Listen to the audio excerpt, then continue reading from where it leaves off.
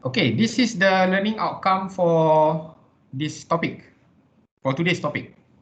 So by the end of this lesson, you should be able to, number one, explain the basic concept of measurement and its importance. Number two, describe and use SI units. Number three, identify and describe the elements of a measurement system. And number four, describe the categories of standards and its features. Okay, by the end of this class, you will have a short quiz that you need to answer in ULearn. And you also need to record your attendance in ULearn. So afterwards, I'll let you know. Why is this subject important? So because measurement is a part of our everyday life. Whatever we do, every activity that we do, we always involve some form of measurement. When we wake up in the morning, we are concerned about the time, whether we are early or we are late. When we go buy something, we are concerned about the price and the amount of thing that we get. For example, RM1 gets you one bungkus of nasi lemak. So how much nasi lemak is in there for RM1? So everything involves around some form of measurement. Since the context is very large, we are going to focus on the engineering context. When we want to do measurement, we are concerned about the accuracy and reliability of our measurement. And later on, we will see that this will depend on many factors. Three of the most common one is what instrument we are using. Okay, some of our classmates request to join. Okay, still pending. Right, let me settle the pending request first.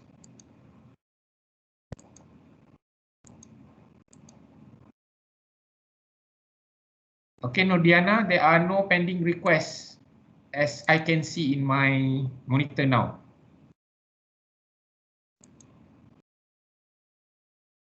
Now there are already 50 members in my group. Okay, if there are any students who cannot access, then let me know. Yeah, there are no requests right now. Okay, coming back. So we are focused about accuracy and reliability of our measurement. So apart from the instrument, we are concerned about the method that we use to measure, whether the method is correct, and the reliability of the person doing the measuring. Right. Now, let's start with a thought experiment. Now, assume you are a chief railway engineer and you are involved in purchasing new trains for nationwide use. You are required to ensure that the trains must match your railway tracks and stations, the platforms where the station embarks or disembark, where people ride them or take off. Any miscalculation will cause serious implication to the country. So how do you ensure you do the measurement correctly? So this is actually in France around 2014. But let's say you are in this position. How do you make sure before you purchase the train must match your railway track and they must match the station that the train is going to pass through, right? So here I list a few sample answers. You may come up with your own answers. So if you are the chief railway engineer, first you must instruct your engineering team to refer to the technical drawing. Okay, find the technical drawing and determine what are the dimensions for your tracks and for your station. What are the clearances? What are the distances? Okay, and then you need to verify the dimension and unit. Because usually train stations have already been built more than a few decades, maybe 50, 60 years ago. And maybe the unit and the measurement at that time is different. Right? And then also maybe there will be some differences between the technical drawing and the actual measurement. So after you verify with the technical drawing, you need to conduct extensive site measurement to make sure the drawing matches the actual construction. And then so you need to verify if there are any difference in train stations at different places. So if you look Google, you'll find about this story here for the French train operator. The company has an abbreviation of SCNF. So they purchased 2,000 new trains, I think back in 2000, early 2010 maybe. Okay, they purchased 2,000 new trains at a cost of 15 billion euros, which is roughly equivalent to 70 billion RM. So they purchase it by stages lah. By stages, every few years they are going to add new trains to replace older trains. But after the purchasing has been secured, I mean the deal agreement has been signed, the first delivery of the train comes, they found out that the new trains were too wide for many regional platforms. Terlalu lebar. So the reason for this error was because they provided platform measurement built less than 30 years ago. Whereas many of the stations, platforms were built more than 50 years ago when the trains were much smaller. So now, apart from the 15 billion euros, they cannot cancel the agreement because they made the purchasing already. So now they have to add more money and modify the existing platforms so that the train can be used. So can you imagine? This is a great embarrassment for the train operator, because this is they say this as like a stupid mistake or a childlike mistake. But we humans, this is common. No matter how smart we are always prone to making mistakes. So we always need to be careful, and we need to always remind ourselves about this. And you can verify the story, the news source I've given there, so you can use the link to read more about the story. Coming back to our point, this is why you as manufacturing engineers, and all engineers for that matter, need to understand the basics of proper instrumentation. Now, if you look at the name of our subject, there are 3 keywords that we need to know. You don't need to memorize these terms. You just need to understand. If you can come up with your own sentence to describe and it matches what it is, the definition is, it should be fine. Okay, dalam kelas saya, in my class, jangan hafal sepatah-sepatah. I don't like rote memorization. I want you to show your understanding. Right, so the first word is principle. So principle is a basic truth about something. So instrumentation, the second keyword, is the equipment that we use to measure, indicate, and record physical quantities. Okay, so a simple example are rulers and weighing scale when we want to measure length and measure weight. And then the third keyword is measurement. So measurement is the act of measuring by assigning a number and a unit. Okay, I highlighted this one, number and unit, because it's very critical. I see that for even your seniors, 4th year student, sometimes when they write answers, they write the answer without giving the unit. So in engineering, writing a number without a unit is a major sin, dosa besar. Because without a unit, we do not know the context of your measurement. Okay, and I'll have another story that I will share with you afterwards regarding the number and unit. And the science of measurement, we call it as metrology. So measurement application can be classified into 3 major areas. Number 1, when you want to measure physical quantities, this is the most common one. And when we want to measure something, we must refer it to a standard. Okay, why we need to refer to a standard? Because when other people are doing the similar measurement, by referring to the same standards, you ensure that you and the other person are measuring the same thing. Without a standard, then probably you and I are going to measure something and we find our values very different, and we don't know how to make them, to compare them. Okay, that is number 1. Number 2 is monitoring function. When we want to monitor a certain measurement. And number 3 is part of automatic feedback control system. So these are the major areas when we want to, or major purpose why we want to do measurement. So these are sample application.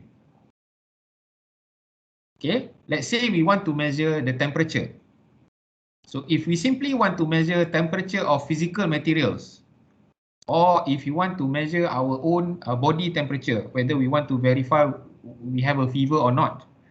So we use a thermometer and we get the temperature value. So that is application number 1 when we measure the temperature. But we also measure temperature for the purpose of monitoring. For example, in airports, when we want to screen people who have fevers. So the picture shown in this slide is what we call as thermal imager, where any person passing through the camera, passing by the camera, their body temperature will be captured. And if they show high temperature, they are going to be separated from the group and they are going to be screened more detailed.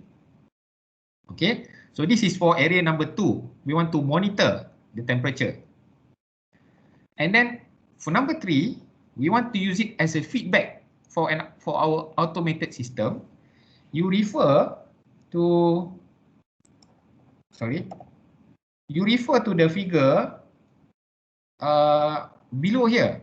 So you have a block diagram and you have the room temperature. So you have the room temperature here. You want to regulate the room temperature. So you have a temperature measuring device, and the measuring device construct or organize or provide value of the current temperature.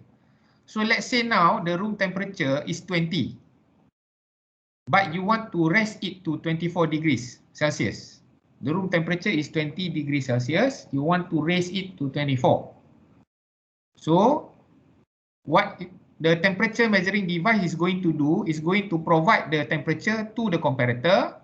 So the comparator will pass the information of the difference to the heater, and the heater will heat up the room until it reaches 24 degrees Celsius. So you can easily replace the heater with air conditioner as well. So let's say the room temperature is 30. You want to reduce the room temperature to 24.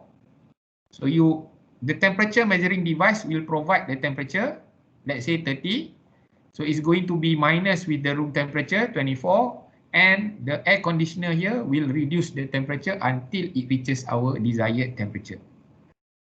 So this is for application number 3 when we want it as part of an automatic feedback system.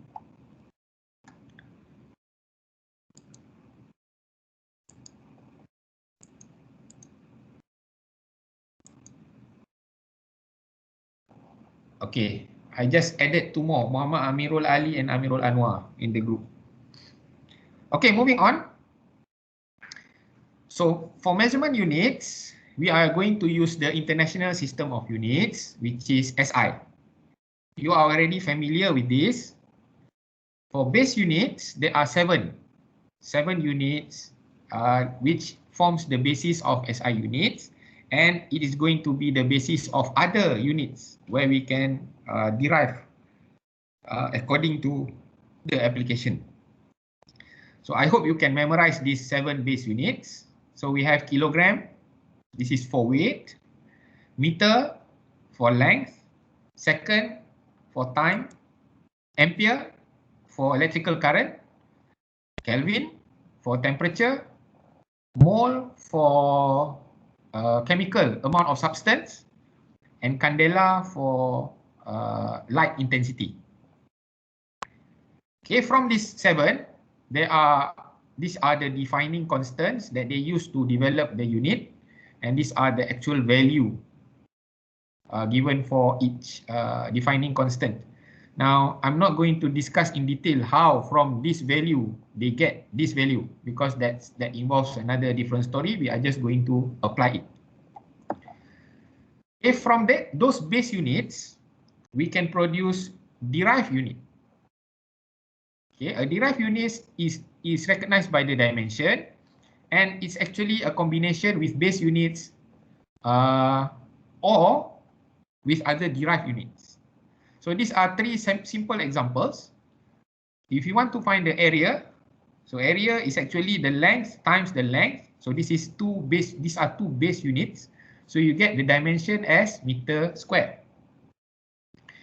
Velocity, we have the length divided by time. So length is a base unit, time is a different base unit. So we get the unit as meter per second. And acceleration, we have velocity divided by time. So velocity is a derived unit, time is a base unit, and we combine them together, the unit is given as meter per second squared. Okay, so derived unit can be either combination with its own base unit, a base unit with another base unit, or base unit with another derived unit. Dimension equation can help to convert from one system of units to another, derive equation for physical quantities, and check equation accuracy. These are sample derived units that I got from Wikipedia. There are many listed. A complete list is already available in Wikipedia, so you can go there and check. I provided the link. So these are sample examples of derived units that is given a special name. For example, if you look at the top one, frequency, the actual unit is 1/second. But the scientific community decided to honor a scientist by the name of Hertz for the unit of frequency. So now we call frequency in the unit of Hertz. So actually, the SI unit is 1/second. And similar with, for example, Newton. So Newton is a unit of force. The actual SI unit or dimension is kilogram meter per second squared. But we usually say it in the unit of newtons instead of this SI unit, because it's more easier for us to relay our information. Right? So these are sample example. It's actually a long list. I'm just cut and paste a short portion of the table. Okay, these are examples of mechanical SI units related to your field.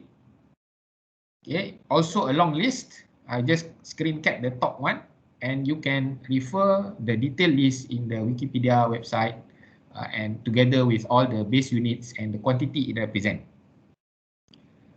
Okay. Apart from the SI units, we also have what we call as prefixes. Now, prefixes when we use when we want to measure something and the value is either very big or very small. The most common type of measurement that we see each day that uses prefixes is when we talk about data storage, your pen drive, your hard disk, your cloud storage. The most common pen drive that we use now is maybe the memory card is around 64 gig or maybe 32 gig. So we use 32 gigabyte, for example, to represent the value. If you want to write it in numbers, it's going to be very annoying, because if you want to write the whole value, it's going to be like 32 gigabyte. That means 32 with 9 zeros at the back. So our writing will be quite long. So to make matters easier, instead of writing 32 gigabyte as 32 with 9 zeros at the back, we just replace it with a symbol 32 GB. Much more convenient. Okay, sometimes we don't use the symbol, we use the numbers like 10 to the power of 9, especially when we do our calculation. Okay, because sometimes we want to cancel out the value, we do it in a numbers form so that easier for us to cancel out the values. Okay, so these are what we call as prefixes. So a number when you measure can also be very small, like the size of an atom or the size of an electron. So now, instead of having a value with so many zeros at the back, you have values with zeros at the front. So now we are talking about nanotechnology. So when we talk about nanotechnology, actually we are talking about a measurement that has after the decimal point we have 8 zeros at the front of the value. So very, very small, our measurement capability. Okay, so you need to be proficient in using the values here.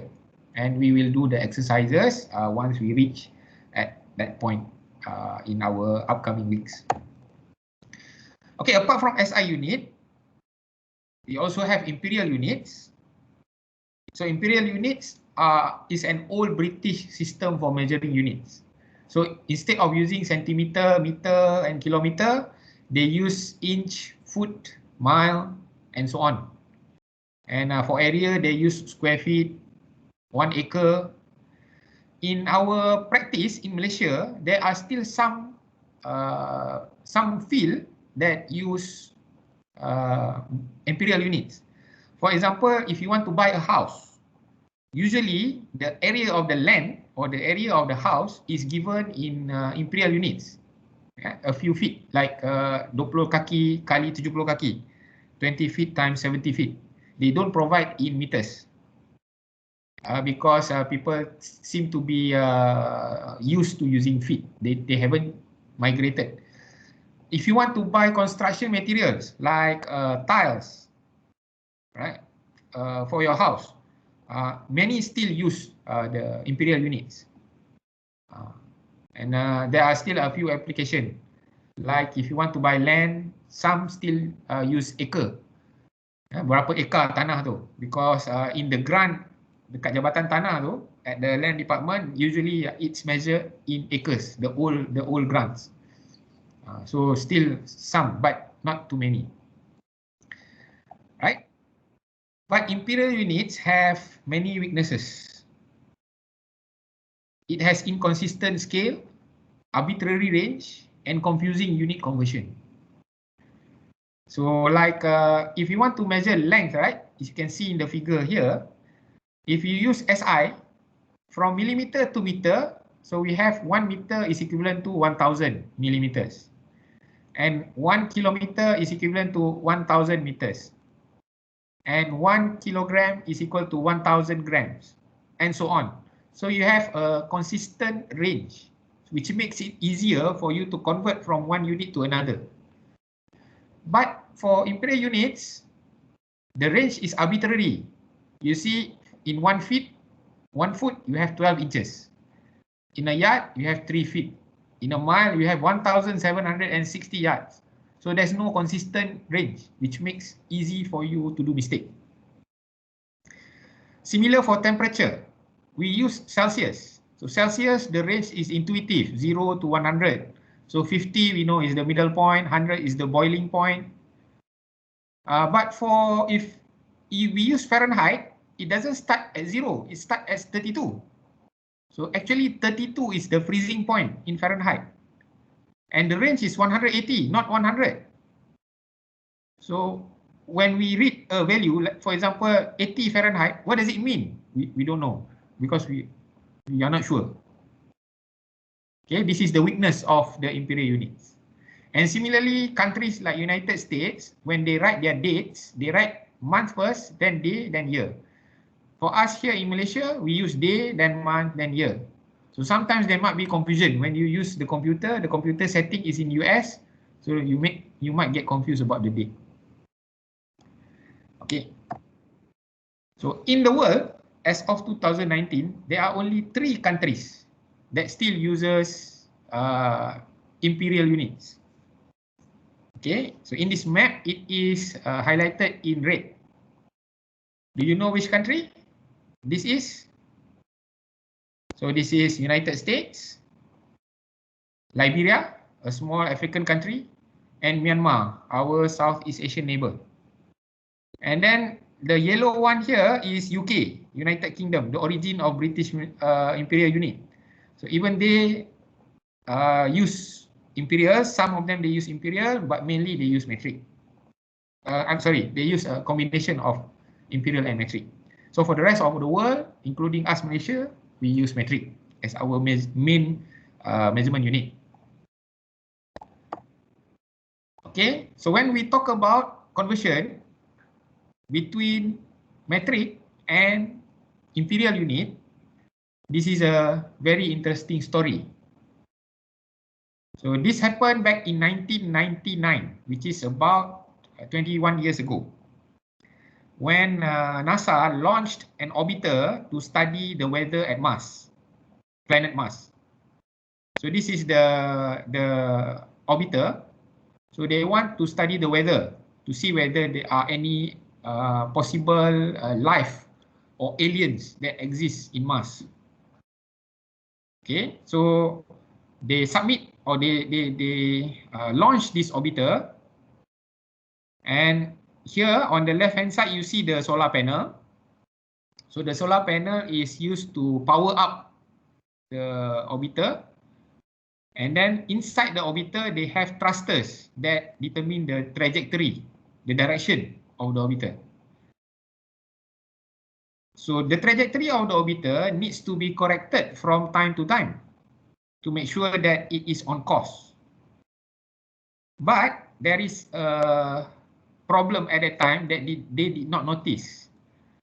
So NASA appointed Lockheed Martin as a contractor to fabricate the orbiter. So NASA assumed standard SI units were used, but actually Lockheed Martin used imperial units.